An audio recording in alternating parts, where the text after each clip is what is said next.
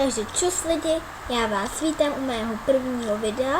V tomto videu bych vám chtěla představit moji postavu na světě 9. Jmenuje se Mumínek 2001 a jak vidíte, mám tepřivě úroveň 10. Začala jsem to hrát asi tak před týdnem, takže dneska jsem dostala první klíč od podzemka a zkolila jsem, jak jistě víte, jenom strašidlo, takže mě čeká znesvěcené katakomby, tak doufám, že to pak v času bude samo. Tak. Cech. Jsem v cechu kouzelnice 1, jsem tu s mojí kámoškou 3 Lolo.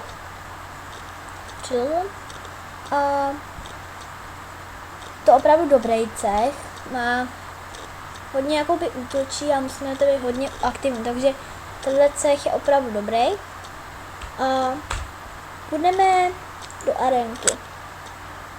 Budeme útočit proti Momoita, no, že jdeme na to.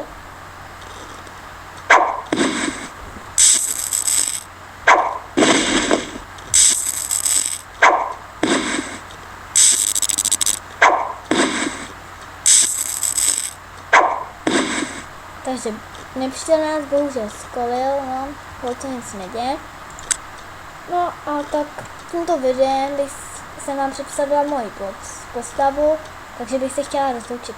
Tak čau a u příštího videa.